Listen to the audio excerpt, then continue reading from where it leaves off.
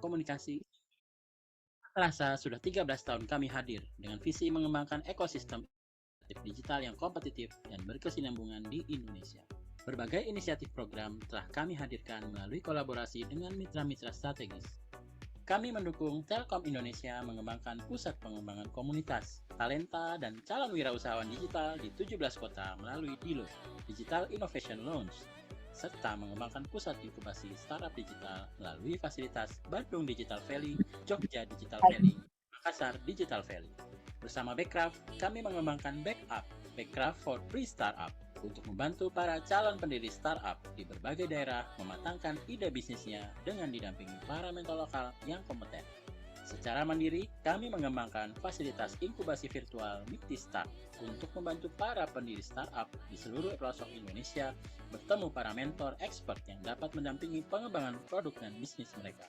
Kami juga mengembangkan Digital Incubator Playbook, sebuah buku panduan bagi berbagai institusi inkubator bisnis dalam mengembangkan standar.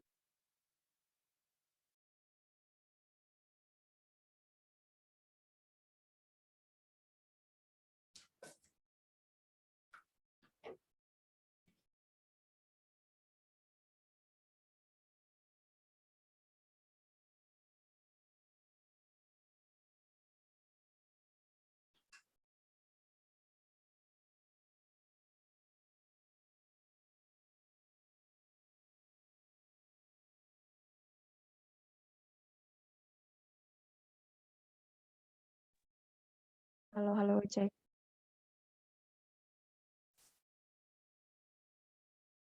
Suara saya aman ya?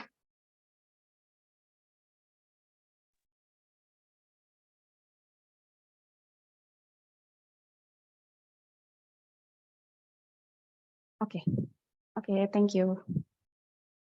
Sip.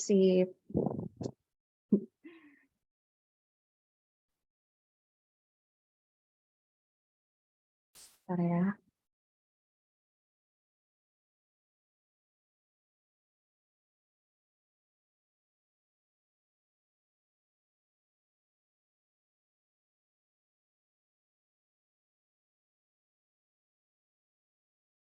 Oke,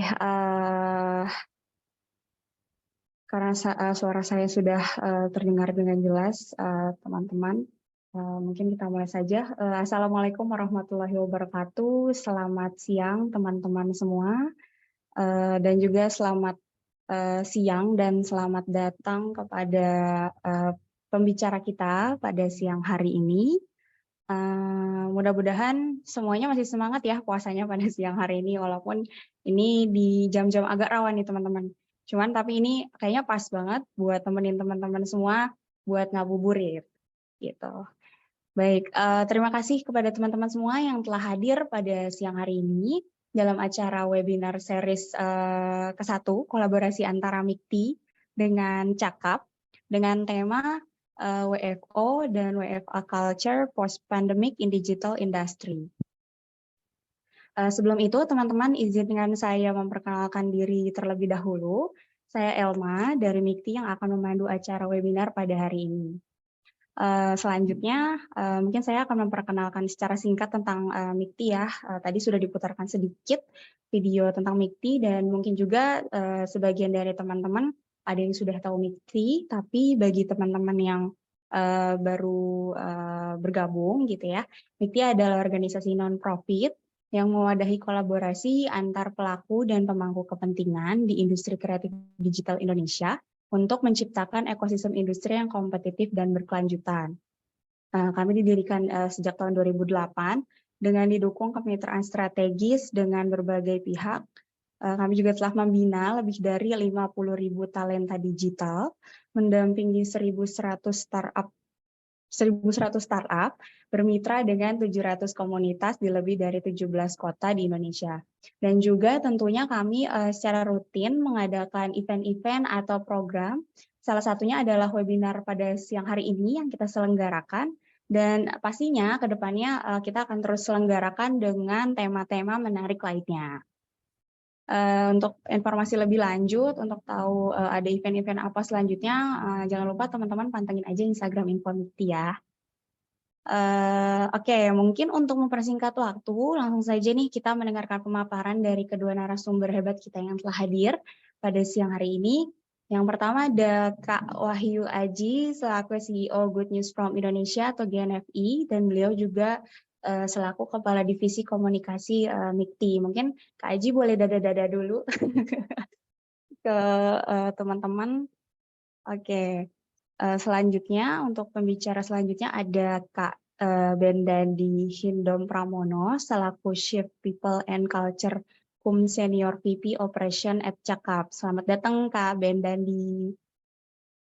Oke, jadi untuk teman-teman, kita akan terlebih dahulu mendengarkan pemaparan dari kedua narasumber. Baru setelah itu dilanjutkan dengan sesi tanya jawab ya. Jadi kalau teman-teman sekarang udah setelah nanti pemaparan dari narasumber pertama dan pengen bertanya, ditahan dulu karena nanti kita akan lanjut dulu ke narasumber yang kedua, baru habis itu kita sesi tanya jawab seperti itu. Oke, mungkin langsung saja untuk Kak Wahyu Aji, waktu dan tempat dipersilahkan jika sudah siap. Monitor Kak Aji.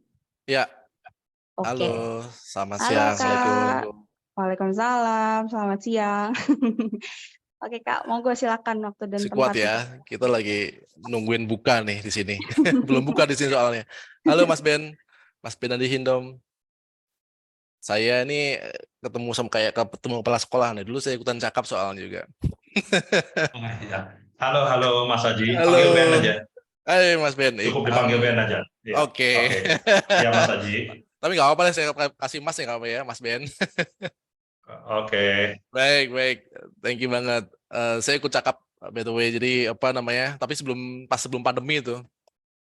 Oke. Di tahun berapa dan apa yang waktu itu diikutin? 2000 berapa ya? Mungkin 2018, 19-an lah.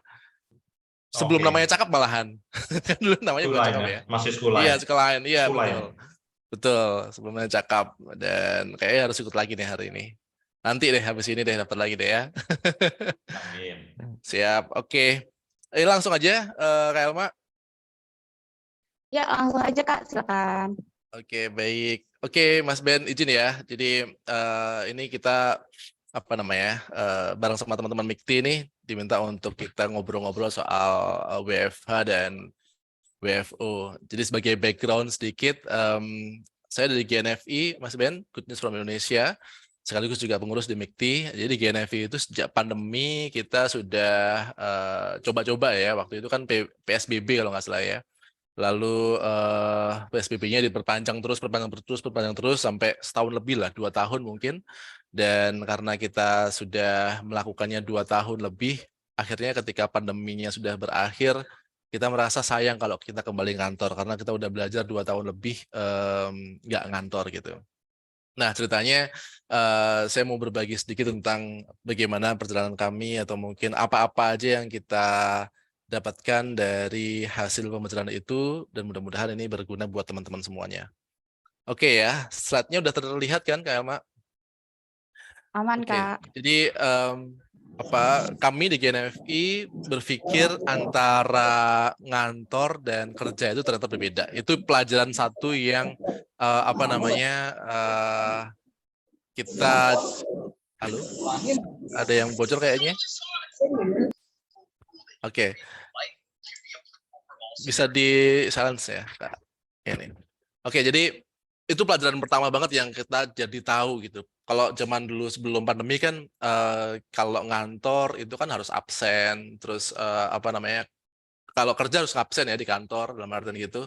Terus kita juga nggak dihitung kerja kalau misalnya nggak ngantor. Itu zaman-zaman sebelum kita mengenal remote working ya. Walaupun sebenarnya pada waktu itu teman-teman kita, terutama yang kerja di industri kreatif atau mungkin di perusahaan multinasional yang kantornya nggak ada di Indonesia, mereka udah terbiasa bekerja seperti itu dan kita melihatnya aneh gitu. Tapi ketika kita mengalaminya sendiri, kita jadi tahu bahwa antara ngantor dan kerja itu berbeda. Jadi kalau ngantor belum tentu kerja, karena di kantor kadang-kadang kita juga nggak ngapain, tapi kalau kerja itu bisa di mana aja, walaupun nggak harus kantor. Jadi kita berpikir bahwa ini nggak tentang tempat, tapi ini tentang bagaimana kita menciptakan value dan itu bisa dilakukan di mana saja. Itulah yang jadi judul pemantik diskusi saya siang hari ini. Jadi saya nggak akan banyak-banyak. Jadi ada beberapa saja. Kak Aji, Ya, sorry. halo. Kayaknya belum muncul gambarnya. Apa memang belum muncul? Oh, ini? Ini muncul nggak? Desain nggak terlihat sih. Oh, gitu. Cuman biru aja nih. Oh, oke. Saya kalau gitu. Gimana yang lain? Masih sama nggak kelihatan? Kalau ini gimana? Nah, ya ini kelihatan. Oh, oke. Kalau saya gedein, kelihatan juga? Nah, ini nggak kelihatan. Oh, gitu. Kok aneh ya?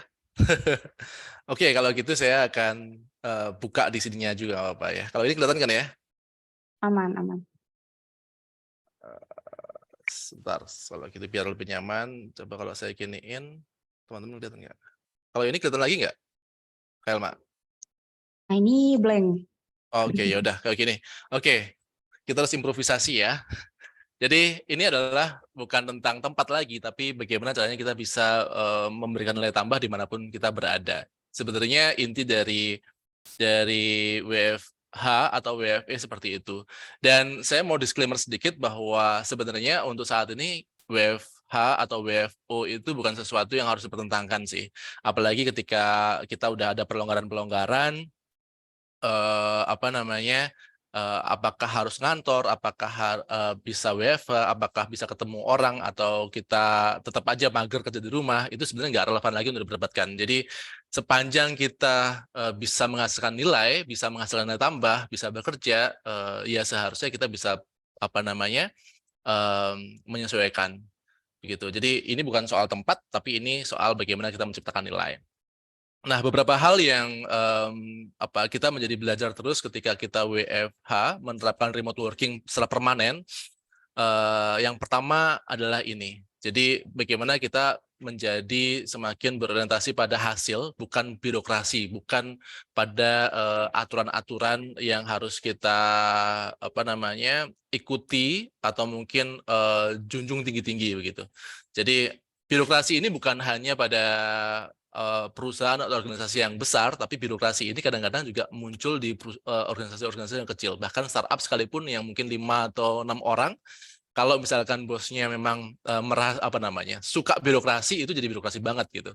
Jadi di saat kita kerja jarak jauh, tim kita nggak banyak di GNFI, mungkin sekitar 50 orang.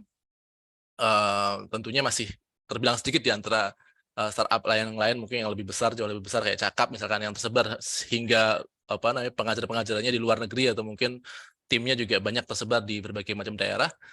Tim kita nggak besar dan kita berusaha untuk nggak terjebak menikmati birokrasi misalkan. Jadi saya mengenal beberapa teman-teman atau mungkin case, mungkin timnya nggak banyak, 10-15 orang, tapi untuk ketemu sama leadernya, untuk ketemu sama CEO-nya atau mungkin C-level di organisasi itu nggak semua orang bisa. Nah, ini harus kita lawan atau mungkin kurangi atau antisipasi di organisasi kita. Jadi kita bukan lagi birokrasi tapi result based. Misalnya kalau kita kepingin ketemu sama siapa atau ngobrol sama siapa, kita benar-benar menghindari susah untuk menjadikan itu terwujud. Jadi bagaimana hal itu bisa dilakukan. Atau misalnya kalau dulu ada aturan, misalkan kita sehari harus berapa jam misalkan. Kita coba-coba ya, walaupun kita dulu WFH, kita coba-coba sehari harus berapa jam kerja, tapi ternyata itu nggak efektif. Karena ngukurnya juga susah. Tapi sepanjang ini bisa diselesaikan dengan target yang sudah ditetapkan dan standar kualitas yang kita tetapkan, itu nggak masalah begitu. Kalau birokrasi atau administrasi, bagaimana kita menjadikannya seminimal mungkin. Misalkan report kita lakukan bukan lagi tiap hari sepanjang waktu orang harus report, tapi misalkan di pagi hari stand up meeting misalkan 10 menit cukup, atau kita juga bikin namanya weekly review setiap minggu di hari Selasa misalkan. Itu aja yang kita jagain untuk sekedar memastikan semua orang melihat dashboard yang sama atau mungkin semua orang bisa tahu perkembangan situasi. Tapi setelah pas itu mau meeting kapan sama siapa, di mana caranya, itu kita bebaskan. Jadi bukan lagi caranya yang penting, tapi hasilnya yang lebih penting lagi. Nah, hal yang berikutnya, nilai berikutnya yang kami pikir dapat pelajaran besar dari selama WFH ini adalah tanggung jawab dan kematangan.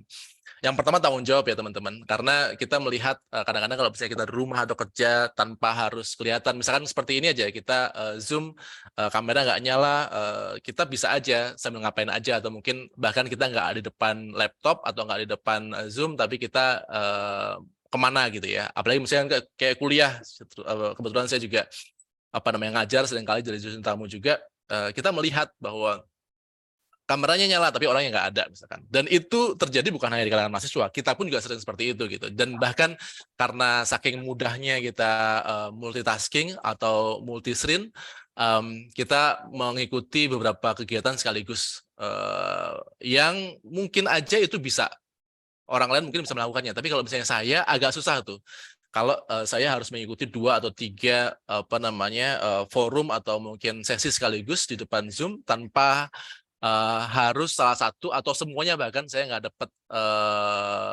impact yang maksimal. Kadang-kadang saya nggak tahu semuanya, tapi saya hanya memaksakan agar kelihatan hadir aja di situ. Nah ini menurut saya sebagai introspeksi diri sendiri itu adalah salah satu contoh bagaimana kita juga nggak terlalu bertanggung jawab. Atau misalnya karena saking longgarnya gitu, dan kantor juga nggak menuntut kita 24 jam standby, terus kita ngambil banyak pekerjaan, banyak project dari luar kantor kita misalnya. Dan itu di GNFI belum ada aturan apakah orang yang full time itu bisa bekerja di tempat lain. Kalau bekerja biasanya kita nggak boleh, tapi misalkan mengerjakan proyek lain atau mungkin ikutan kegiatan komunitas dan lain-lain, tapi sepanjang bisa mengatur waktunya. Dan ini kan membutuhkan tanggung jawab, dan yang kedua adalah kematangan. Bagaimana keleluasaan yang kita dapatkan, privilege kita WFH nggak harus berkantor, itu nggak kita manfaatkan secara sembarangan gitu. Apalagi akhirnya kita mendua, mentiga, mempat, melima gitu. Jadi ini butuh tanggung jawab yang memang perlu banget dimiliki. Walaupun nggak ada orang yang tahu, jadi integritas ya. Walaupun nggak ada orang tahu, nggak ada orang negur bahwa kita melakukan banyak sekali hal, atau mungkin bahkan bisa nggak fokus sama pekerjaan kita, tapi itu adalah salah satu tanggung jawab kita dan kematangan kita. Kematangan itu juga bisa dalam bentuk kita lebih matang dalam berinteraksi, karena biasanya kalau WFH itu mostly kita komunikasi lewat teks, dan teks itu kadang-kadang kalau misalnya kita nggak cukup matang, kadang-kadang kita gampang baper. Teksnya misalkan orangnya kita gampang seringkali terjadi miskomunikasi itu gara-gara komunikasi teks yang nggak tertangkap secara utuh. Padahal yang ngomong biasa aja, tapi dipersepsikan marah-marah atau mungkin nggak sopan dan sebagainya. Jadi ini yang seringkali ada dalam WFH yang selama ini kita jalankan, dan itulah kenapa kami di GNFI menganggap bahwa tanggung jawab dan kematangan individu itu sangat penting ketika kerja jarak jauh. Terus yang berikutnya yang kita bangun selama jarak jauh bekerja itu adalah transparansi dan openness. Jadi karena kita nggak ngantor, kalau kantor kita mungkin bisa ketemu sama semua orang, kita mungkin ada board untuk menempel berbagai macam sticky note, atau mungkin menempel berbagai macam program-program kerja, target-target perusahaan. Tapi kalau misalnya kita jarak jauh, kita nggak ada atau kehilangan ruang itu. Jadi yang paling penting adalah transparansi. Yang satu, bagaimana peraturan-peraturan perusahaan itu semua orang tahu, target-target perusahaan semua orang tahu. Tidak ada yang berusaha seminimal mungkin yang ditutupin ya. Jadi kita seringkali kesalahpahaman tidak efektif dalam mencapai target itu karena orang nggak tahu informasi. Itu kita benar-benar berusaha untuk hindari. Jadi ketertutupan itu kita coba dobrak agar tidak ada terjadi. Dan sekarang toolsnya juga bisa banyak, kita bisa menaruh semuanya materi-materi perusahaan atau materi-materi yang dibutuhkan untuk diketahui oleh tim itu di Google Drive, misalkan di Mairo atau dimanapun tools yang bisa teman-teman juga pilih. Nah, itu transparan. Jadi bagaimana transparan itu adalah semua informasi yang dibutuhkan oleh tim itu tersedia. Baik itu pimpinan, bos juga bisa nggak tertutup begitu. Nah, selain transparan, itu yang paling penting adalah openness. Jadi transparan dan terbuka itu ternyata berbeda. Kami belajar seperti itu. Jadi kalau transparan itu bagaimana caranya kita membuat diri kita itu terlihat bagi orang lain. Kalau di konteksnya organisasi biasanya kita ada target, ada tujuan-tujuan, proyek-proyek yang sedang berjalan, itu semua orang bisa melihat siapa aja yang terlibat, itu bisa terlihat semuanya. Nah, kalau terbuka itu lebih jauh daripada transparan. Orang bisa aja transparan, tapi belum tentu berani terbuka. Kalau terbuka itu bagaimana caranya kita juga bisa dua arah ya, atau mungkin banyak arah. Jadi selain orang lain kita kasih tahu informasi yang melimpah, kita juga terbuka untuk menerima berbagai masukan, kritikan. Kita juga bisa mendengarkan orang lain. Itu artinya adalah terbuka. Jadi kita bisa aja kadang-kadang orang itu bisa transparan ngasih tahu informasi, tapi ketika kasih feedback, dikasih masukan, dia nggak nerima, berarti itu nggak open. Nah, ini yang biasanya kita hindari. Terus dua terakhir, yaitu kita selalu berusaha untuk membuat prosesnya menjadi lebih mudah, menjadi lebih sederhana, tapi tetap bisa diandalkan. Misalkan kalau tools misalkan, kadang-kadang pas waktu di awal pandemi atau di awal remote working, kita menggunakan banyak sekali tools, banyak sekali aturan karena kita berpikir orang-orang yang banyak dan berada di berbagai macam kota di daerah berbeda-beda itu harus dikontrol, dan kita berpikir bagaimana cara membuat teman-teman ini termonitor terus-menerus gitu ya. Tapi akhirnya kita melihat itu nggak efektif. Jadi semangat kita bukan hanya bukan memonitor orang, tapi sebenarnya bagaimana kita bisa tetap tahu orang itu sedang ngapain, apa yang sedang terjadi atau apa yang sedang akan dilakukan, tanpa harus membuat seseorang atau anggota tim itu terbebani dengan berbagai macam tugas untuk membuat laporan gitu ya. Seperti hal yang tadi ya, birokrasi di awal-awal kita juga lakukan. Jadi bagaimana caranya biar kita melihat semua tim yang bekerja di berbagai daerah itu termonitor, tapi ternyata di kita itu malah mengekang. Jadi kita coba bikin prosesnya benar-benar lebih simple lagi. Kalau misalnya ada form yang harus diisi, bagaimana form itu simple. Kalau misalnya ada aplikasi yang harus diisi untuk membuat atau report hasil kerja, bagaimana aplikasi itu juga lebih simple, tapi tetap reliable. Dan sekarang kita beruntung banyak sekali tools yang bisa kita gunakan. Terus yang terakhir adalah bagaimana kita melihat ketika kita remote working itu bagaimana kita tetap rendah hati dan tetap terus belajar ya. Artinya rendah hati itu kita nggak keras kepala, merasa cara kita paling benar, merasa tools yang kita gunakan sekarang itu paling solid, dan ini harus kita gunakan terus-menerus, karena teknologi berkembang dengan cepat, tools juga berkembang. Kadang-kadang satu tools yang kita pakai nanti akan muncul tools lain yang lebih baik lagi, dan ini kita harus mau dan mampu untuk mengkoreksi apa yang kita anggap kemarin kita pakai dan harus kita ubah untuk kita pakai yang baru. Dan itulah kenapa kita juga harus terus belajar ya.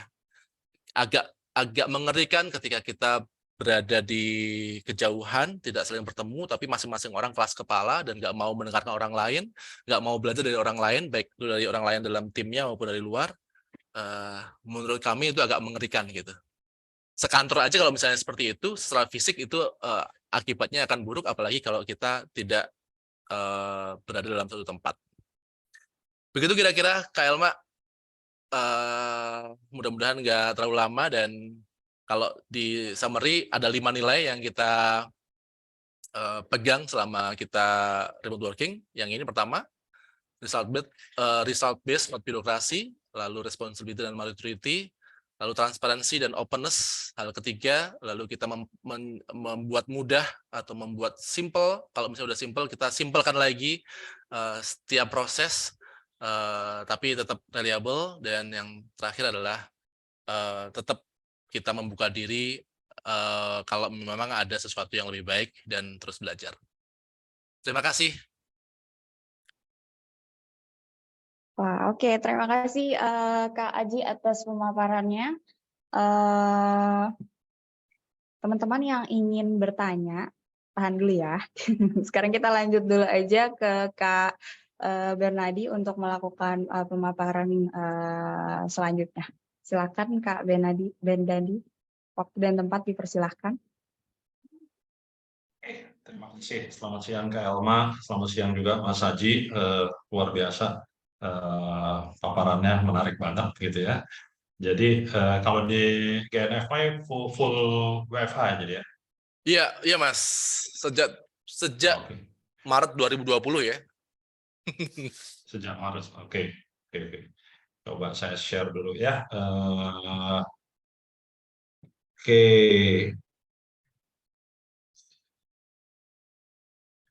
Sudah kelihatan kah?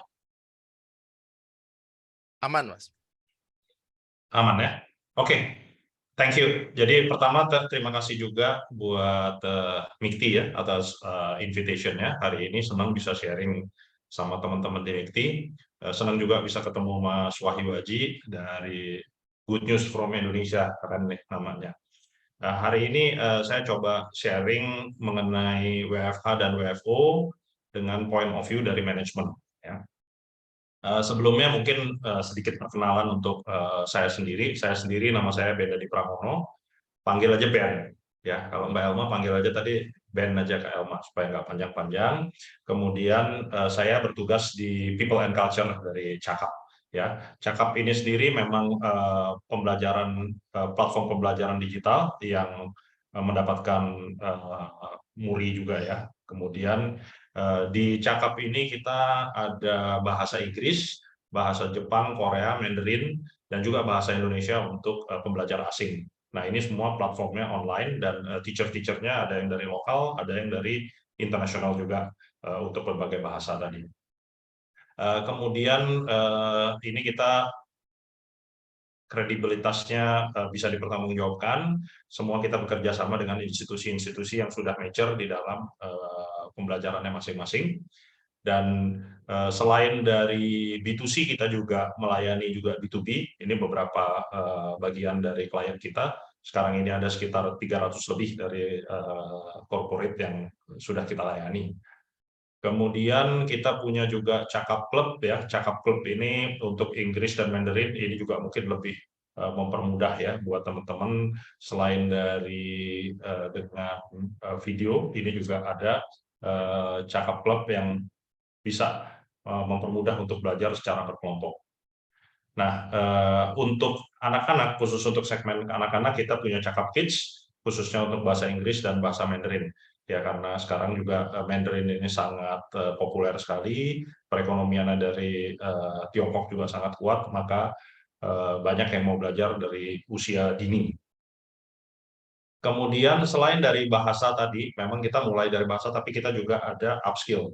Ada skill yang juga kita tawarkan di platform kita dengan berbagai macam pembelajarannya.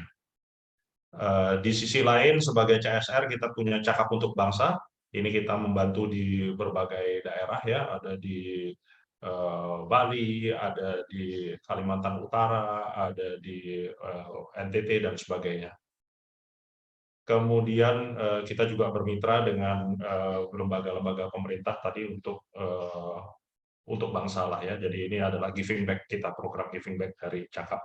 Saya rasa itu sekilas mengenai Cakap tadi. Ya, saat ini kita sudah masuki tahun keempat untuk Cakap. Tapi sebelumnya memang seperti tadi Mas Haji sampaikan, kita sudah mulai dengan nama yang berbeda. Untuk dengan nama Cakap kita masuk tahun keempat. Baik. Mungkin kita langsung masuk ke sudut pandang dari manajemen mengenai work from home dan work from office. Nah, ini ternyata perspektifnya beda-beda nih. Kalau dari perspektif leaders, itu sebagian besar leaders itu menginginkan lebih WFO. Ya, 65% dari leaders ini menginginkan WFO. Nah, ini data yang saya peroleh dari survei yang dilakukan oleh LinkedIn ya. 65% dari leaders menginginkan WFO, sementara kalau dari employee itu lebih dari 75% itu lebih prefer ke WFH. Jadi ini tergantung dari siapa yang lihat gitu dan dari sudut pandang mana. Ya. Kemudian umur itu juga ternyata berhubungan langsung ya. Umur itu berpengaruh terhadap pilihan untuk WFH atau WFO. Gitu. Kalau umurnya lebih mature itu lebih prefer ke WFO. Yang lebih milenial itu lebih prefer ke WFH. Dan juga ternyata gender sedikit female itu slightly higher meskipun tidak signifikan juga lebih prefer ke WFH. Mungkin bisa juga sambil mengerjakan pekerjaan-pekerjaan di rumah barangkali. Mungkin seperti itu. Jadi ini ada beberapa perspektif yang berbeda tergantung dari sudut pandangnya siapa. Apakah dia leaders, apakah dia employees, apakah dia usianya ada di mature atau mungkin di milenial, dan mungkin juga sedikit mengenai gendernya. Nah, ini kalau kita gambarkan top management itu lebih prefer ke WFO. Sementara untuk yang staff, individual contributors itu lebih prefer ke WFH.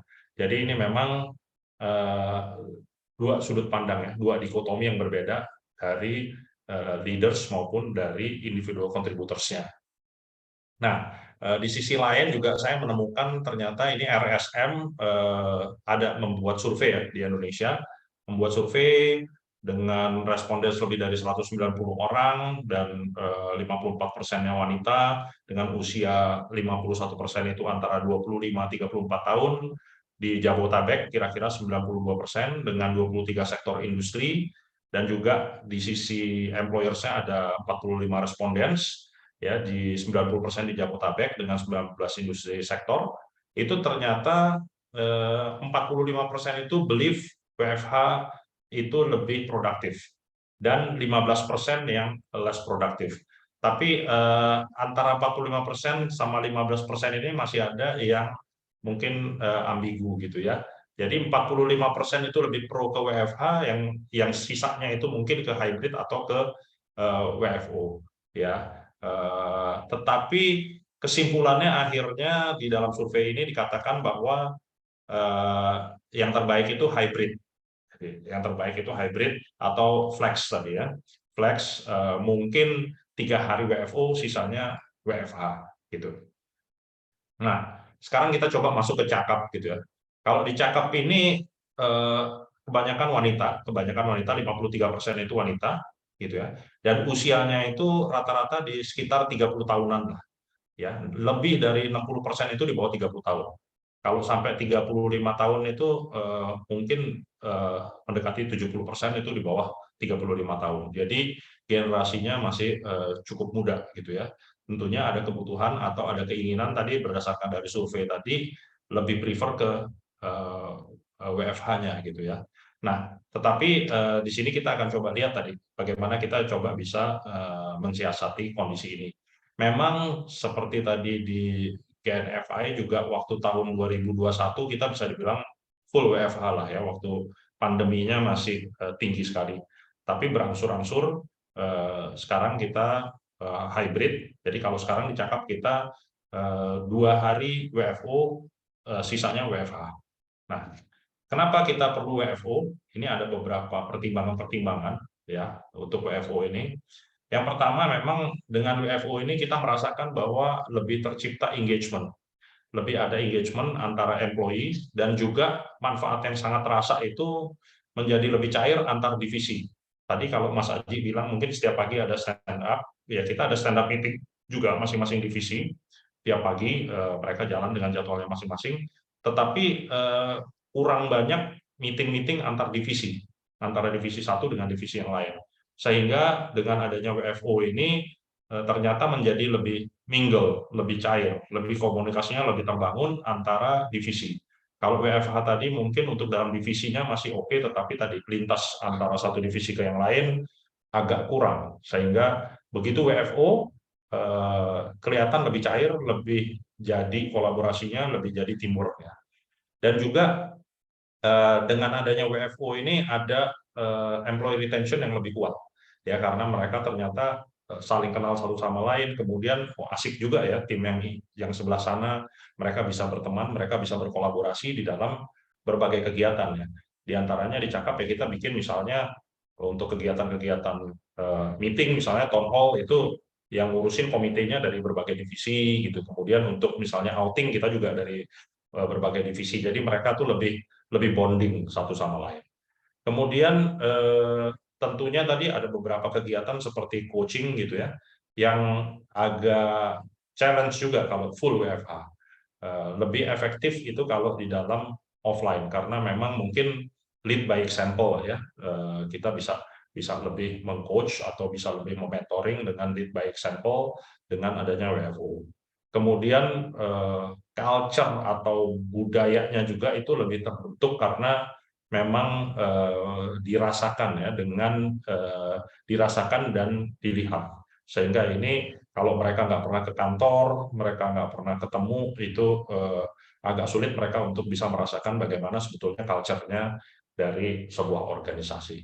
Nah, dari beberapa pertimbangan-pertimbangan ini ya di Cakap kita lebih mengimplementasikan mix ya, jadi hybrid. Ada 2 hari dalam 1 minggu yang masing-masing punya jadwal, tetapi ini juga masih cukup fleksibel, masih bisa dirubah jadwalnya tergantung dari kebutuhan dan persetujuan dari masing-masing departemen head-nya. Nah, di sini kelihatan kita meeting online juga ada, training online juga ada, tiap hari juga jalan gitu ya.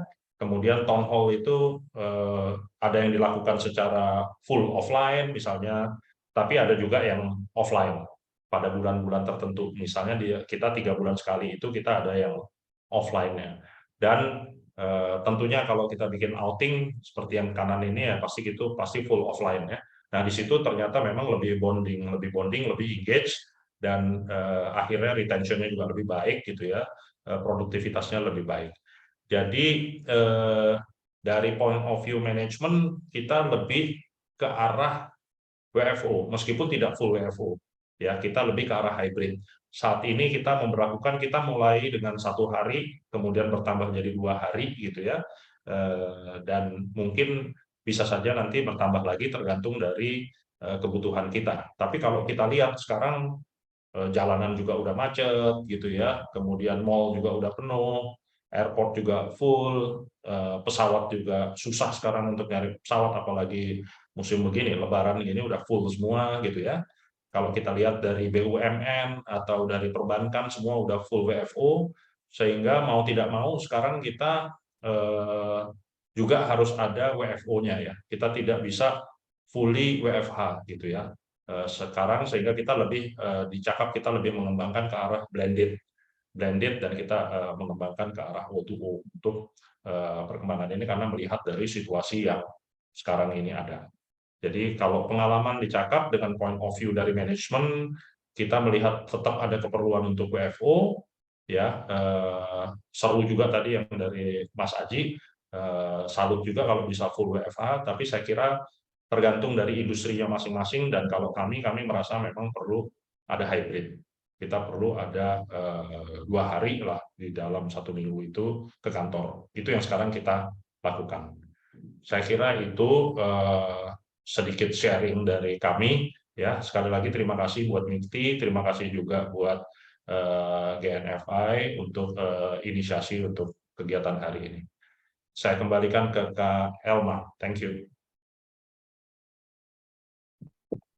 Baik Kak Ben, terima kasih atas pemaparannya. Luar biasa ya pemaparan dari 2 narasumber kita. Memang betul seperti yang Kak Ben sampaikan, mungkin kebutuhan untuk WFO atau WFH itu tergantung dari industrinya juga, teman-teman.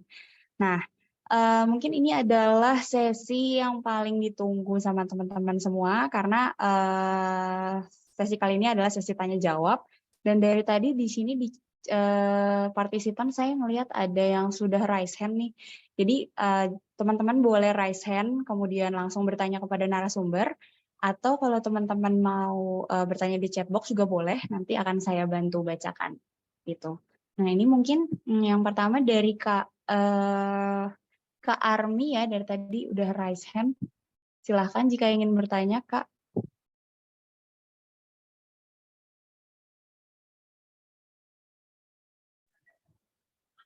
Halo Kak Armi. Selamat sore. Ya silakan. Ya, sebelumnya mohon maaf nggak bisa on cam, Kak. Ya, di sini saya ingin menanyakan ada 2 pertanyaan. Yang pertanyaan pertama mungkin lebih kepada pemateri pertama tadi. Bapaknya sempat menyinggung bahwa di industrinya itu, di perusahaannya itu lebih mengutamakan hasil kalau nggak salah tadi. Nah, memang industrinya itu tadi kan lebih ke startup gitu kan. Apakah jadi yang ingin saya tanyakan, apakah untuk yang mengutamakan hasil ini memang pada perusahaan-perusahaan startup atau memang jenis dari perusahaan tersebut yang memang mengutamakan hasil daripada proses? Karena sejauh ini sih saya memang belum punya pengalaman di bidang startup. Namun dari setiap company yang pernah saya jalani itu biasanya lebih mengutamakan proses gitu. Mungkin bisa diberi penjelasannya gitu. Kemudian untuk yang kedua, mungkin lebih ke pemateri kedua juga, ini untuk perusahaan yang udah terbiasa mungkin dengan WFO, itu bagaimana sih caranya untuk menyetarakan diri gitu pada zaman sekarang ini dan juga kedepannya sementara perkembangan teknologi dan digitalisasi itu semakin meningkat gitu. Sementara perusahaan ini tetap harus memegang yang sudah diterapkan dari awal gitu. Jadi apa yang sudah diterapkan dari awal tidak hilang gitu, namun dia tetap bisa menyetarakan diri untuk perkembangan dan kemajuan teknologi serta digitalisasi tadi. Mungkin itu. Terima kasih. Oke, silakan boleh langsung aja dijawab Kak Aji. Oke, menarik Kak Armi, terima kasih banyak, dan Mas Ben, terima kasih banyak materinya tadi. Jadi nambah data, dan memang ada dua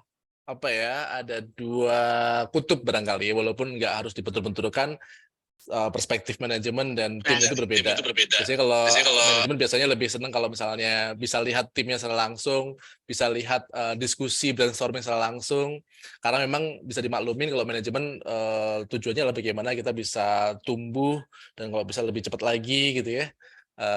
Sedangkan mungkin tim lebih menikmati ketika bisa bekerja tanpa harus bertatap muka ya. Tapi itu sekali langsung nyambung dengan pertanyaannya Kak Armi, tergantung industrinya.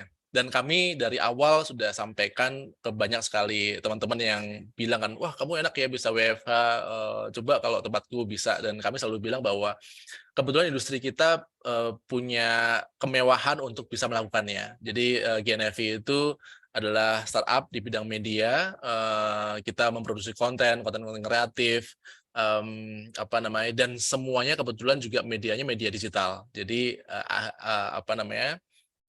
sehingga kita bisa melakukan seperti itu. Dan dari awal memang GNFI itu kantornya ada 2 di Jakarta dan Surabaya. Dan kita biasanya kalau dulu rekrutmen itu selalu ada ketentuan base-nya di Surabaya atau di Jakarta begitu ya.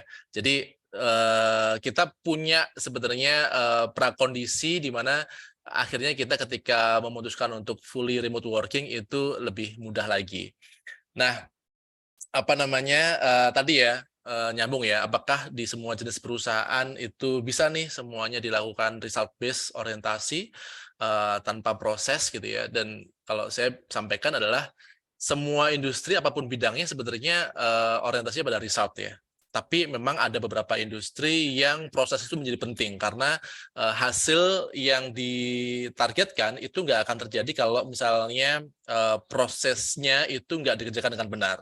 Misalkan di manufaktur, nggak mungkin kita bisa lakukan semuanya dengan remote working gitu ya. Bagaimana antar bagian, antar proses itu saling ketergantungan saling tinggi dan hasilnya adalah hasil-hasil yang fisik. Nah, ini akan lebih mudah kalau misalnya hasilnya adalah hasil-hasil yang virtual atau digital seperti KNFI. Karena hasilnya adalah konten, hasilnya adalah media, kita juga community building secara online gitu ya, maka itu bisa. Tapi Mas Army, bukan berarti ketika kita result based itu kita juga melupakan proses sebenarnya. Jadi orientasinya memang lebih besar ke result, dan prosesnya itu bukan berarti nggak perlu proses, tapi prosesnya itu kita benar-benar cari sederhana dan seringkas mungkin gitu, sehingga kita tidak lagi berdebat soal caranya benar atau salah, tapi kita yang pertama adalah sepakati prinsip-prinsip dasarnya biasanya. Oke, apa yang nggak boleh dan apa yang boleh, dan itu biasanya kita sesedikit mungkin peraturan itu, selebihnya kita menuntut kreativitas. Dan kita juga menggunakan metode-metode kerja yang saat ini juga sudah banyak digunakan oleh teman-teman di startup misalkan. Kita punya namanya menerapkan yang namanya OKR ya, Objective Key Result. Nah, kita anggap Objective Key Result ini yang dari awal kita bangun bersama-sama dengan seluruh level di tim itu menjadi kayak semacam magnetnya ya. Karena GNFI nyebar di mana-mana di lebih dari 12 kota kalau sekarang itu. Kita berusaha untuk mencari bagaimana ya teman-teman itu tetap memiliki kayak misalnya titik pertemuan yang sama, dan itu ada di objektif key result. Jadi objektif perusahaan itu ditentukan, terus key result-nya atau cara-cara untuk mencapai objektif itu juga ditentukan, dan semuanya tahu, dan karena OKR itu juga yang disusun bersama-sama, dan setiap 3 bulan kita setiap kuartal ya, kita semua mengacu ke situ gitu. Jadi jangan sampai lepas dari fokus di OKR itu. Caranya berbeda-beda bisa, tapi kita selalu ingatkan tim yang akan kita capai adalah pencapaian objektif dan key result itu. Dan OKR itu kita selalu kayak ritual ya, kayak ritual gitu. Setiap minggu, kalau kami di hari Selasa sore gitu, itu selalu kita bahas bersama-sama seluruh anggota tim. Jadi setiap departemen menyampaikan update-nya, terus departemen lain juga bertanya atau mungkin memberikan tanggapan, sehingga semuanya bisa tahu posisinya di mana. Jadi proses kerja di kami kita serahkan ke masing-masing departemen untuk mencari proses kerja yang paling enak gitu. Sama seperti cakap kayak tadi, misalkan ada kadang-kadang ada offline nih, karena misalkan di Jogja kita ada ternyata secara nggak sengaja ada 6 orang di Jogja misalkan. Mereka silahkan mencari cara sendiri bagaimana mereka bekerja dengan enak gitu. Kadang-kadang mereka ketemu, kadang-kadang mereka ngafe bareng atau mungkin nyewa coworking space bareng-bareng gitu. Tapi mungkin ketika departemen tertentu anggotanya tidak berdekatan, mereka bisa mencari cara lain misalkan, atau 2 bulan sekali ketemu, atau mungkin mereka mencari cara-cara yang kira-kira disepakati untuk bisa tetap mempertahankan agar mereka bisa setidaknya nggak loss banget gitu. Jadi begitu Kak Army, bukan berarti kalau misalnya result oriented itu prosesnya kita lupakan, tapi prosesnya biasanya kita bikin sesimpel mungkin dan kita sepakati, nggak usah terlalu banyak aturan untuk memastikan kita semua mengacu pada sesuatu yang sama begitu. Gitu Kak Elma.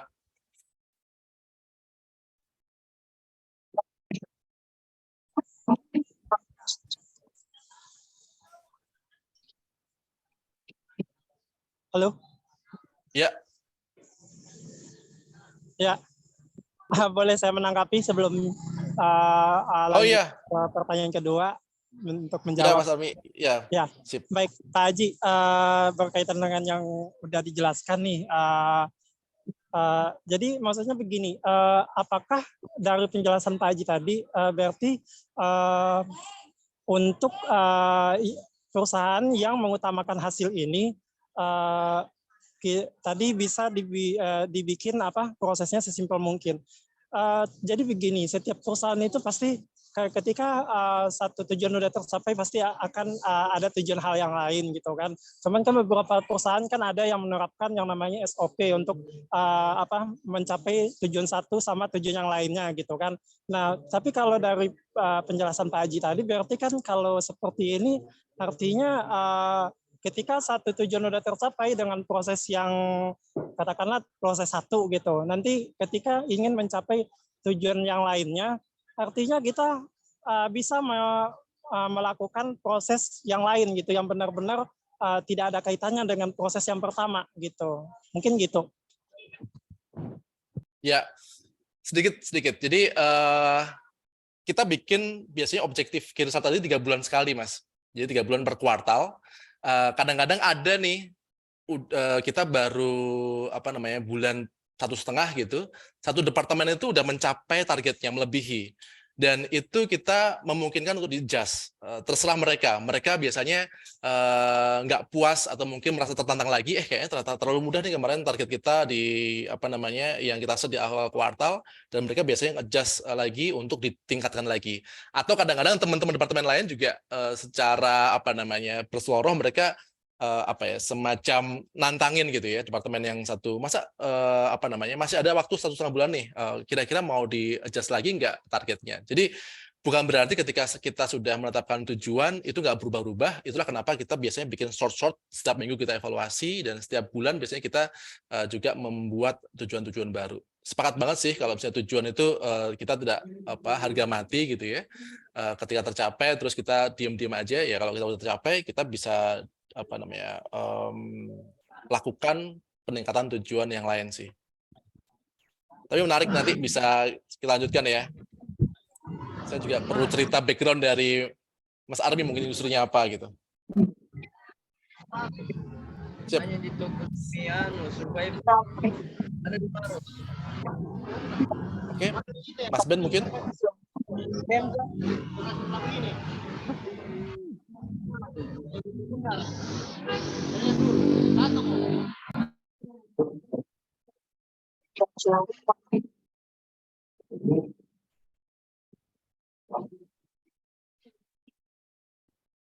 Sudah ya. Bisa langsung jawab Kak Elma? Silakan. Oke. Pertanyaan selanjutnya. Oke, ya terima kasih Kak Armi tadi. Kalau saya summary tadi komentarnya bagaimana perusahaan yang sudah full WFO tapi mungkin mau belajar untuk mengikuti perkembangan teknologi gitu ya. Itu yang saya tangkap gitu. Jadi pertama memang perubahan teknologi ini adalah satu keniscayaan ya. Saya rasa suatu keniscayaan yang nggak bisa dihentikan perubahannya dengan satu organisasi atau satu pihak ya. Ini terus berjalan. Jadi memang kita harus update dengan teknologi. Bahkan saya barusan dapat di WA Group juga, kalau zaman sekarang itu lebih baik ambil mata kuliah yang terkait dengan teknologi dibandingkan mata kuliah ekonomi keuangan gitu. Jadi ada pergeseran untuk teknologi ini. Jadi Kak Armi, kalau kita lihat ada yang kita sebut sebagai tech savvy ya. Jadi seberapa besar kemampuan seseorang tadi untuk beradaptasi dengan perkembangan teknologi, mempelajari dan bisa menggunakannya gitu ya. Sekarang ini banyak sekali perubahan-perubahan yang akan menjadi lebih besar lagi pada waktunya ya. Sekarang ini dengan AI, Artificial Intelligence, itu sudah sangat berkembang pesat dan banyak sekali perkembangannya, terutama akhir-akhir inilah dengan adanya ChatGPT ya. Itu banyak sekali dampaknya dan diprediksi dalam beberapa tahun ke depan itu akan merubah cara kerja, pola kerja di berbagai bidang dengan lebih banyak tadi artificial intelligence-nya. Sehingga mau tidak mau, sekarang semua orang memang harus beradaptasi dan harus belajar dan harus mempunyai kemampuan tadi yang kita sebut sebagai tech savvy tadi. Ya, bisa belajar secara pribadi, bisa belajar memang dari kantor atau memang dari institusinya. Nah, bagaimana caranya di perusahaan untuk bisa menerapkan itu ya? Ini tergantung dari corporate policy-nya gitu. Bagaimana policy dari kantor tadi untuk mengenforce dan mengencourage orang untuk mempergunakan kemajuan teknologi. Ya, mungkin kalau dulu kita zaman dulu ya, kalau zaman saya dulu kita nyimpen file pertama di disket. Dari disket kita pindah ke hard drive, ya kan? Ada habis itu Mas Haji ketawa gitu. Mungkin udah nggak banyak yang tahu disket gitu ya. Kemudian pakai USB. Sekarang udah nggak ada, semua simpan di cloud, semua simpan di drive. Dengan demikian bekerjanya bisa berkolaborasi ya, karena semua orang bisa mengakses di drive tersebut di cloud, masing-masing bisa nambahin di file tersebut di file yang sama. Kalau dulu ya tadi masing-masing punya disket sendiri-sendiri gitu ya, tapi ini terlihat bergeser, berevolusi dengan sekarang internet makin bagus, makin stabil, kemudian makin murah juga untuk cloud computingnya. Jadi cara kerjanya juga bergeser dengan lebih memanfaatkan teknologi. Dan tadi seperti saya singgung sedikit, ke depan ini bisa kita bayangkan banyak yang akan bekerja dengan AI. Mungkin dokter itu agak berkurang peranannya karena mungkin sudah banyak yang bisa digantikan dengan AI gitu. Bisa tanya aja ke AI kalau gejalanya ini, mungkin obatnya apa gitu ya. Tinggal bagaimana mungkin justifikasi dari dokter yang mungkin masih dibutuhkan. Begitu juga profesi-profesi yang lainnya, profesi-profesi misalnya hukum itu sangat mungkin sekali gitu ya. Kalau ini pasalnya apa, cuman nanti untuk beracara tetap mungkin harus ada pengacaranya. Saya rasa itu jadi Kak Armi, mau tidak mau memang kita harus adopt teknologi, perkembangan teknologi, atau tadi yang kita sebut sebagai tech savvy ya. Jadi memang kita harus punya tech savvy-nya. Mudah-mudahan bisa menjawab pertanyaannya Kak Armi. Ya baik, terima kasih Pak Ben dan Pak Haji. Penjelasannya sangat jelas. Terima kasih. Oke, terima kasih Kak Armi. Selanjutnya mungkin sebelum saya bacakan pertanyaan dari chat box gitu ya, ini saya lihat ada beberapa pertanyaan, mungkin boleh jika teman-teman mau raise hand dan langsung bertanya, masih saya persilahkan.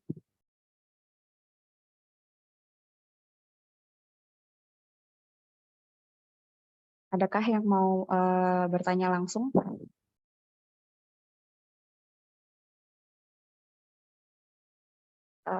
Oke. Kalau nggak ada, mungkin aku bisa mulai membacakan pertanyaan dari chat box ya. Yang pertama ada dari Kak Dinda, bagaimana agar bisa produktif lagi bekerja setelah pandemi, setelah sebelumnya produktif, inovatif, dan berprestasi dengan program kolaborasi digital di kantor, tapi tak mendapat apresiasi. Oke, mungkin kita bisa mulai dari Kak Haji, silahkan kalau mau menanggapi. Mungkin bagian ini ya, mungkin bisa dielaborasi lagi pertanyaannya. Apa ada dua besar ya, misalkan tentang bagaimana produktif atau mungkin tidak mendapat apresiasi ini, yang mana yang lebih penting nih? Ayo Kak Dinda, yang mana nih Kak Dinda yang mau jawab nih Kak Dinda? Mungkin bisa cerita kayaknya soal apresiasi atau mungkin ya di kantor atau di WFH ini kan menjadi hal penting ya, bukan hanya di WFH, di kantor juga penting apresiasi. Mungkin bisa cerita Kak Dinda. Kak Dinda, kalau mau cerita silahkan. Atau mungkin Mas Ben punya perspektif dulu nih. Silakan Kak Bet. Sama saya melihatnya memang juga ada dua sudut pandang ini memang.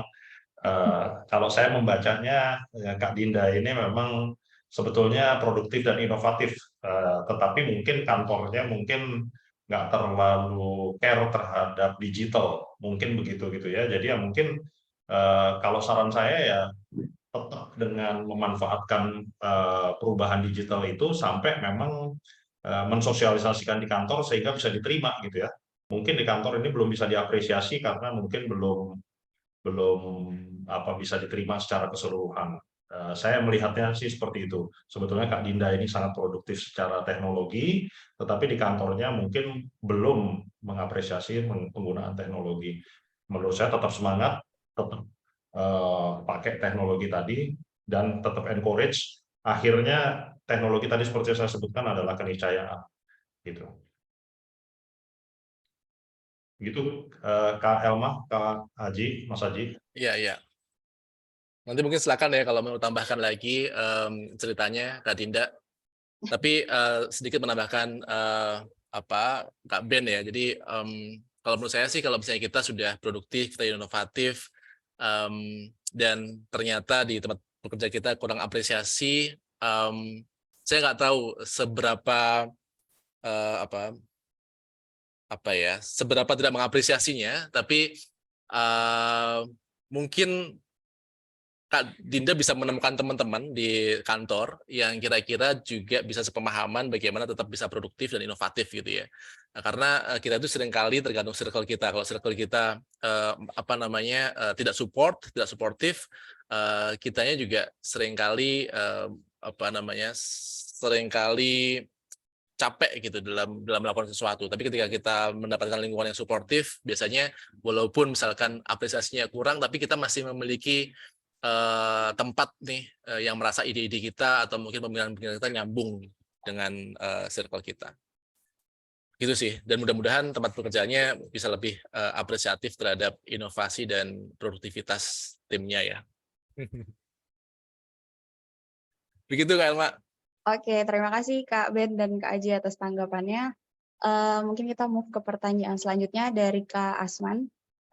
Pertanyaannya, bagaimana masa depan ekonomi digital pasca pandemi? Mungkin karena WFH mempengaruhi produktivitas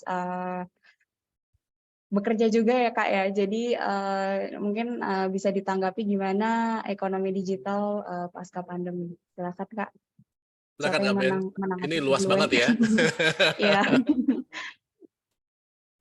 Cakap nih, gimana masa depan pasca pandemi nih? Mungkin lebih enak kalau ngomongin industrinya masing-masing ya. Betul. Ya, kita believe sih bahwa teknologi ini memang akan menjadi peranan yang penting di depan teknologi digital.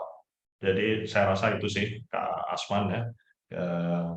Kita yakin, kita believe bahwa ekonomi digital ini akan terus bertumbuh dan ini tadi sekali lagi keniscayaan dan akan tetap tumbuh ya. Semakin besar peranannya di masa-masa yang ke depan. Ya, kalau perspektifnya kalau kita pasti optimis ya, Ben ya. Walaupun sebenarnya di tengah-tengah optimisme itu juga pasti banyak tantangannya juga begitu ya. Artinya kalau mengutip Prof. Reynolds itu kan disruptor itu selalu ke disrupt juga misalkan. Kita mungkin bisa mendisrupsi, misalkan kami nih di media Good News from Indonesia kan biasanya dulu orang itu yang tertariknya bad news is good news ya. Kita mendisrupt dengan good news is good news dengan cara apa-apa yang kami lakukan dengan kemasan, dengan angle, dengan berbagai macam kreativitas sehingga kita bisa mendisrupt orang ternyata suka juga dengan berita bagus. Tapi bukan berarti ketika kita udah mendisrupt kita nggak kedisrupt lagi. Begitu mungkin Cakap ya kali ya. Pasti Cakap ini kan mendisrupt bagaimana orang kalau dulu belajar bahasa kita harus tempat kursus nih.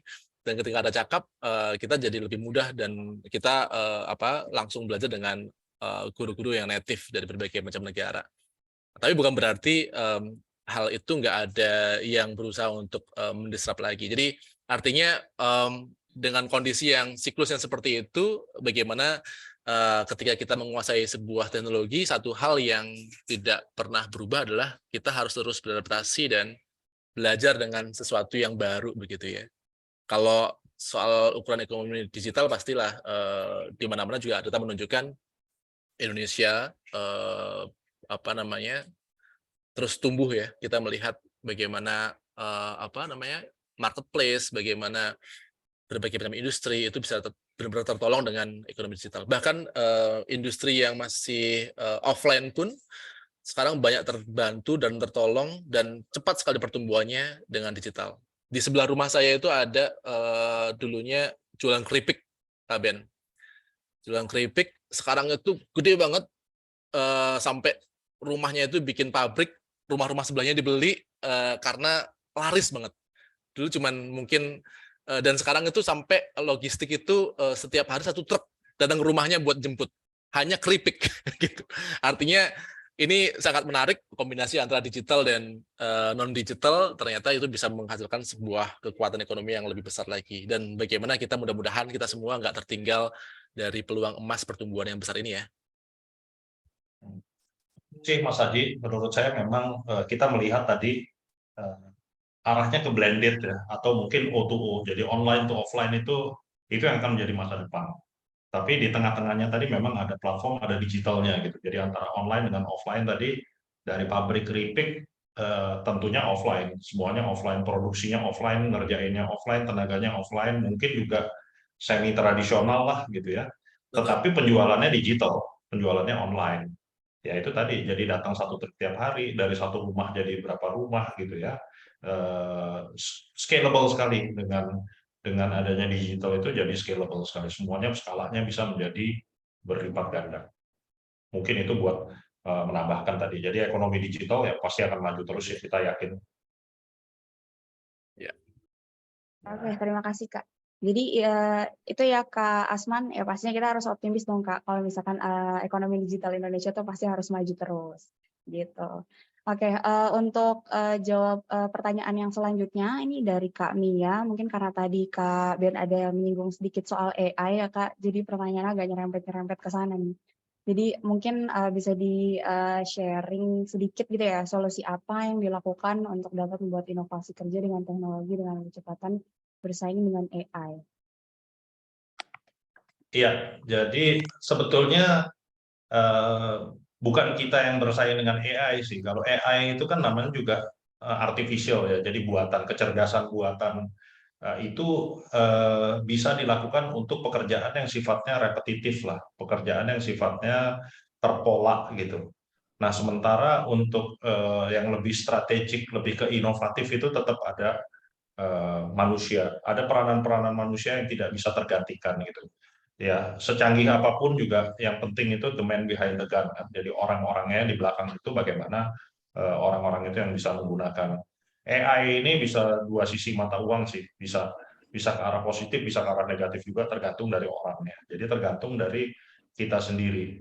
Human being ya, ciptaan Allah Subhanahu Wa Taala nggak akan bisa tergantikan dengan AI secanggih apapun, karena memang ada value-value yang berbeda gitu, ada sentuhan-sentuhan yang pasti berbeda. Jadi tidak mungkin bisa menggantikan seluruhnya, jangan khawatir. Cuman ada beberapa pekerjaan yang sifatnya clerical, yang sifatnya berulang-ulang, itu mungkin jadi terotomasi.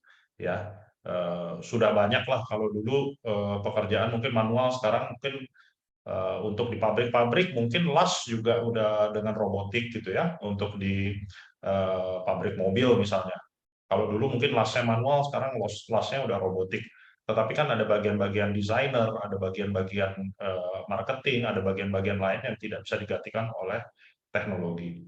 Jadi cari itu aja, Kak Mia, coba dicari bagian-bagiannya. Kalau Anda berada di bagian yang clerical, nah kemungkinan itu tergantikan, sehingga Anda mungkin move dari bagian yang sifatnya clerical dan monoton. Ya, mungkin Kak Haji bisa nambahin, Mas Langsung Haji. nyambung ya. Ini menarik tadi yang pernyataan pertama, dengan AI nggak mestinya bersaing ya.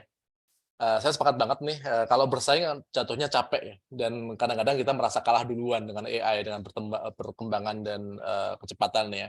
Tapi bagaimana kita bisa memanfaatkan AI itu? Contoh yang paling gampang, saya mungkin nggak terlalu belum mengeksplor kalau misalnya yang terlalu jauh. ChatGPT nih ya, semua kayaknya udah pernah nyoba nih kita nih ya. Dan ada juga yang ketagihan, misalkan yang mahasiswa, mereka nggak mau berpikir lagi dan menyerahkan semuanya ke ChatGPT. Sebenarnya dia seakan-akan menang karena memanfaatkan ChatGPT, tapi sebenarnya dia kalah karena dia udah menyerahkan kemampuan kreativitasnya hanya ke ChatGPT. Bahkan dia nggak melakukan proses-proses editing lagi ketika menghasilkan pekerjaan atau tugas-tugas kampus dari ChatGPT. Jadi kami misalkan di kita juga merespon hal itu, Mas Ben. Jadi bagaimana misalkan penulis-penulis kita dorong untuk mengeksplor ChatGPT, bukan untuk membuat tulisan atau artikel-artikel berita dengan ChatGPT, tapi bagaimana ChatGPT itu kita perlakukan sebagai kayak idea generator gitu. Jadi kadang-kadang kan kita kalau sebagai penulis kan stuck gitu ya.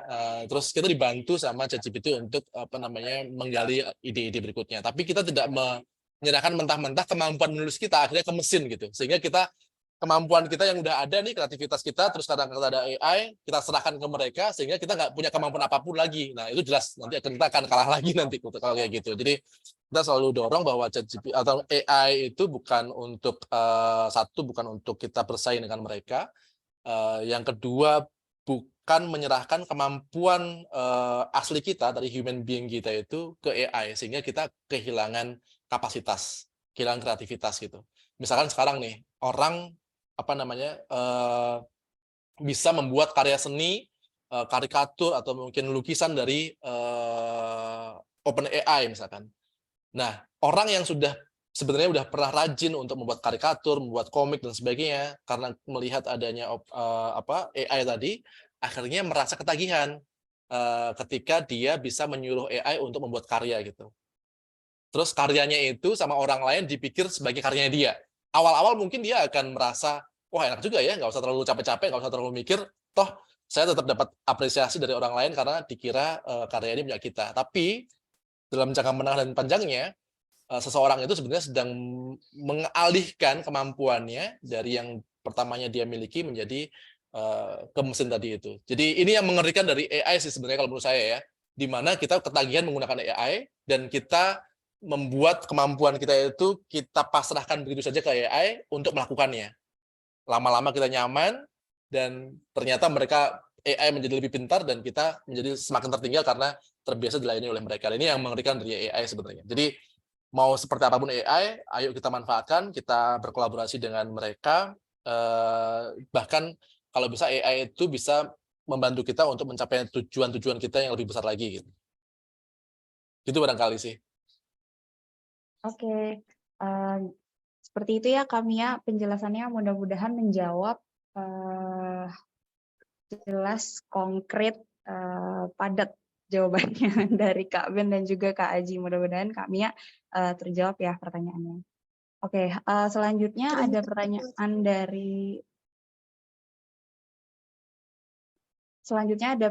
dari Kak Mitra Oktavianti. Kak, bedanya antara WFA, WFO, dan sistem hybrid apa?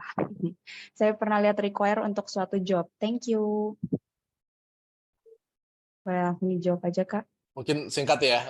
Jelas kalau WFA itu bisa kerja dimanapun. Namanya juga work from anywhere. Terus kalau WFO itu wajib 100% ngantor. Dan kalau hybrid berarti ya tadi kayak mungkin cakap ya. Ada yang memang udah pasti misalkan seminggu 2 atau 3 hari ngantor dan selebihnya bisa WFA gitu ya, atau mungkin dibebaskan artinya sewaktu-waktu kalau misalnya kita bertemu itu bisa begitu ya, karena seringkali juga kalau ini nggak dijelaskan di awal itu ada nih sebagian teman-teman kita, adik-adik kita biasanya, lo kan katanya WFA kok disuruh ketemuan langsung sih, dan ketika memang ada memerlukan untuk ketemuan secara langsung cari-cari alasan untuk nggak berangkat gitu. Nah ini seringkali kita jumpai ya, karena mungkin udah keasikan untuk di rumah atau bisa kerja dimanapun, kalau diajak meeting, apalagi lo misalnya yang mengerikan kalau misalnya klien ngajak meeting, terus dia nggak mau gitu dengan alasan WFA. Ini kan mengerikan ya, klien tidak dilayani gara-gara kita mengaku kalau kita nggak kerja dari kantor kayak gitu. Jadi yang dibutuhkan sekarang tadi di awal ya, nggak usah dipertentangkan lagi antara kita WFA atau WFO. Kita harusnya sudah bisa melakukan semuanya dengan baik sesuai kebutuhan. Ya kalau misalnya kita WFA, kalau misalnya ketemu langsung ya ketemu langsung. Nggak usah kalau misalnya harus ketemu langsung banyak alasan gitu ya untuk tidak bisa bertemu langsung. Gitu kira-kira. Iya. Mungkin baik Mas Aji gitu ya. Tadi kan WFO itu udah pasti offline. Ya, yang WFA tadi work from anywhere atau work from home itu online. Nah, semua itu sebetulnya perlu satu sikap yang bertanggung jawab sih tadi. Jadi tadi nggak ada alasan sebetulnya kalau kliennya minta ketemu langsung ya, sebagai profesional yang bertanggung jawab ya memang harus deliver gitu ya. Kalau memang klien menginginkan seperti itu dan kita customer first ya harusnya ketemu. Jadi sebetulnya tidak masalah, doesn't matter WFH atau WFO atau WFA, tapi bagaimana kita bisa melakukan pekerjaan secara bertanggung jawab, secara moral, secara baik, dan tadi bisa mendeliverkan result tadi. ya Mas Aji tadi juga udah sampaikan, ujung-ujungnya resultnya bisa di-deliver apapun caranya gitu. Mungkin itu sedikit menambahkan.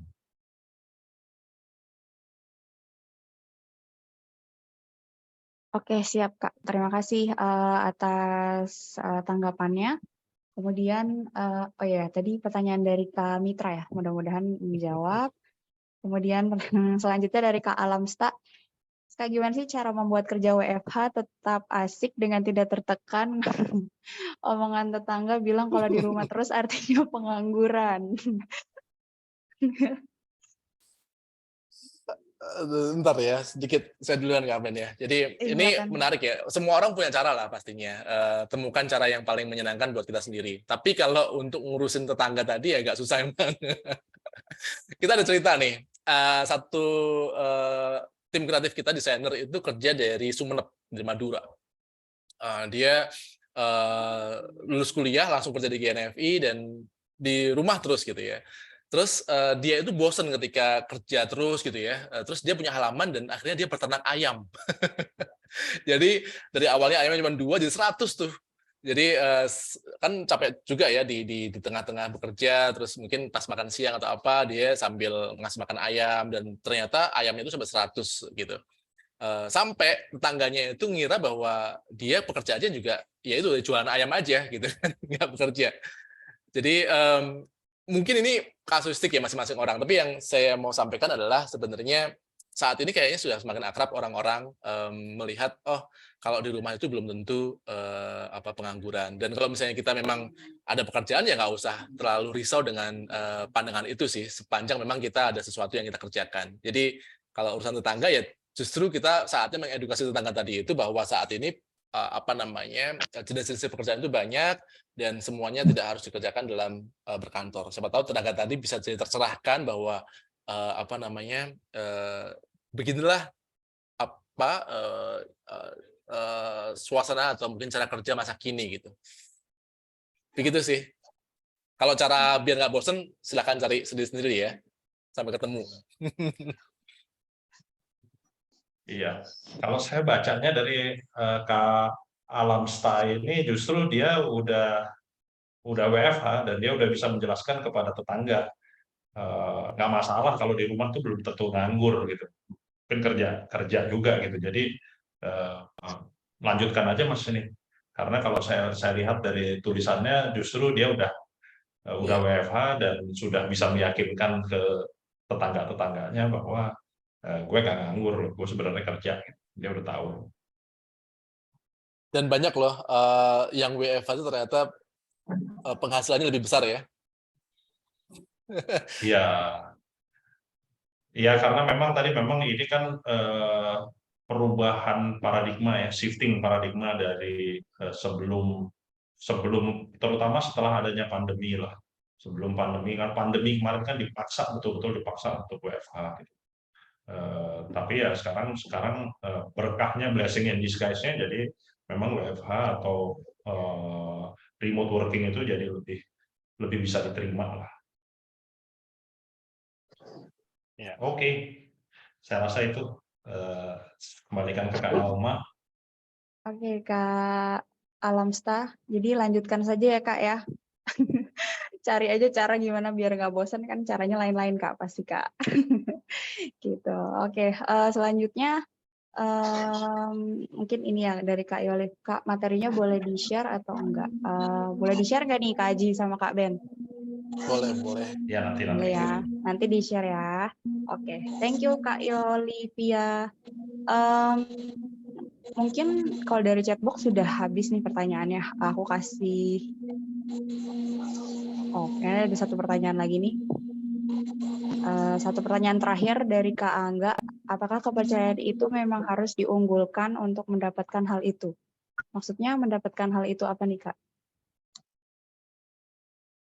Oke, mungkin bisa ditanggepin ya. Ini memang pertanyaannya agak sedikit tadi ada gantung gitu, agak gantung sedikit tadi seperti kayak pertanyaan. Tetapi pada dasarnya di dalam salah satu teori untuk leadership itu kita mulainya dari diri kita sendiri, ya, namanya self awareness. Jadi bagaimana kita bisa mengetahui diri kita sendiri, mengenali diri kita sendiri, dan kemudian kita berlaku secara jujur, honesty gitu ya, jujur dan otentik dan apa adanya, sehingga kita bisa dipercaya.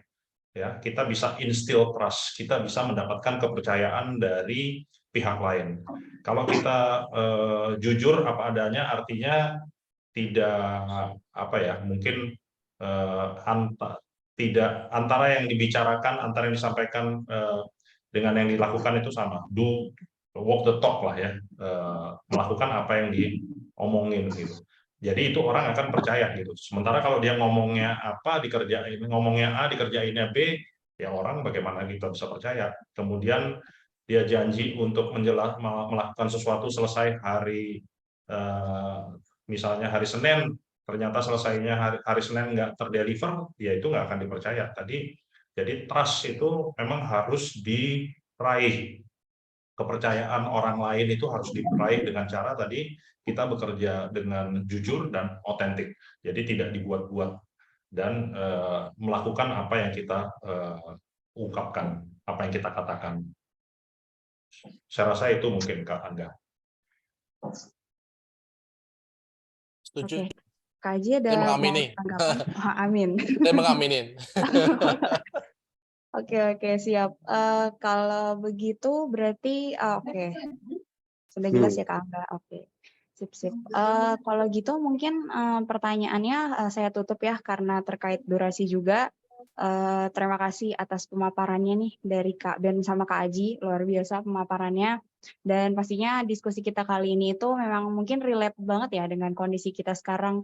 Ada yang masih bekerja mungkin full WFH, terus hybrid atau WFO ataupun WFA gitu. Tapi apapun itu, yang terpenting adalah kita berkomitmen gitu ya, bertanggung jawab untuk melakukan semua pekerjaan secara maksimal agar mendapatkan key result yang terbaik gitu teman-teman.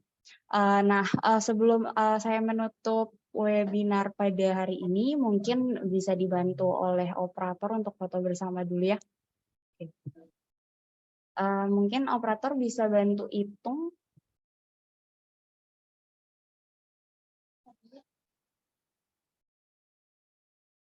Sudah? 1, 2, 3. Oke, mantap. Sekali lagi. 1, 2, 3. Oke, terima kasih. Oke, mungkin itu saja. Oke, mungkin itu tadi ya terakhir adalah foto bersama dan juga tadi pemaparan dan pertanyaan-pertanyaan dari teman-teman yang luar biasa menjadikan webinar ini sangat menarik untuk hari ini. Mudah-mudahan bermanfaat buat teman-teman semua dan juga insightful. Dan untuk sertifikat dan juga voucher cakep nanti akan kami informasikan melalui email ya untuk teman-teman semua. Terima kasih untuk teman-teman yang sudah hadir pada hari ini. Terima kasih sekali kepada Kak Ben dan Kak Aji sudah memberikan pemaparan yang luar biasa. Mudah-mudahan kita bisa bertemu lagi di lain waktu. Saya tutup webinar kali ini. Saya pamit undur diri. Terima kasih. Wassalamualaikum warahmatullahi wabarakatuh. Mohon maaf lahir batin bagi teman-teman ya yang merayakan Idul Fitri. Hati-hati juga bagi teman-teman yang akan mudik. Gitu aja. Oh iya, Terima selamat mudik kasih teman-teman. semuanya. Selamat mudik. Terima kasih Mas Ben. Mudah-mudahan bisa ketemu lagi ya kita. Thank you, Mas Aji. Nanti ketemu lagi. Ya, sip. Oke. Mas Ben, sampai ketemu. Oke, Ya, sampai terima kasih ketemu. teman-teman Ya, semua. pamit. Terima kasih Kak Elma. Ya. Terima kasih.